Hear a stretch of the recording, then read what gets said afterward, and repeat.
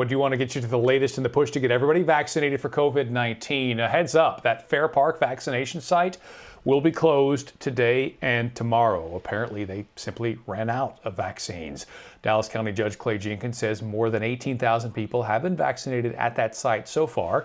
Meanwhile, Dallas Mayor Eric Johnson has ordered more hubs to open. We don't know the locations yet, but we will let you know when we do. Over in Collin County, 4 vaccination hubs are now up and running. The city of Allen shared this video of a drive-through site set up at Eagle Stadium. More than 141,000 people on the wait list there. Officials have only been able to administer about 1,500 shots so far. Certainly got to get that number up. Meanwhile, President Joe Biden has unveiled a national strategy to try to get the COVID pandemic under control. As Daybreak's Ariel Placencia joins us with an update. Yeah, hey there, good morning. So the president just announced a pair of executive orders maybe about an hour ago that he does plan to sign for economic relief.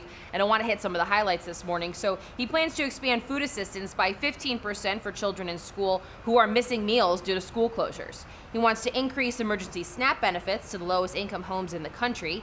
He's also launching a process that will require federal contractors to pay their workers a $15 minimum wage and also provide emergency paid leave. And President Joe Biden will also ask the Treasury Department to create better online tools to improve the delivery of those direct stimulus payments that many Americans are still waiting for. Also new with this administration, the White House now promising Dr. Anthony Fauci will be a regular in the briefing room. Well, here's what the doctor had to say yesterday.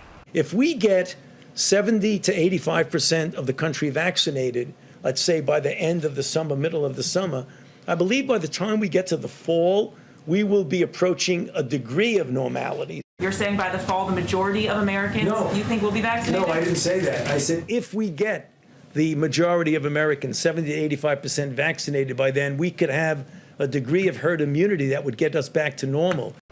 Now, Dr. Fauci did say that one of the keys to achieving herd immunity is going to be getting those people who are maybe hesitant to get the vaccine vaccinated.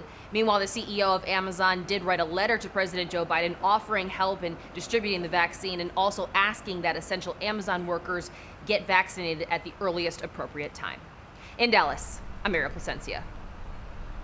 6:35, time now for your morning rush. As many as 15,000 National Guard members are preparing to leave Washington after a safe inauguration. Meantime, the FBI continues to make arrests in the riot at the U.S. Capitol. Among the latest, a man from Fannin County. One key suspect remains elusive, the person who planted 2 pipe bombs at the nearby Democratic and Republican headquarters. The reward for him now up to $75,000. Some Senate Democrats say Senator Ted Cruz was partly to blame for that riot. They filed an ethics complaint accusing Cruz and a colleague of spreading lies about the election, while prompting the riot and then escalating it. Cruz denounces the violence and denies any responsibility for the insurrection.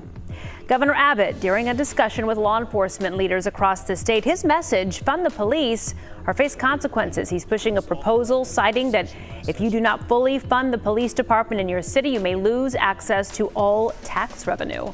Opponents say some funding should be reallocated to areas like homelessness and mental health.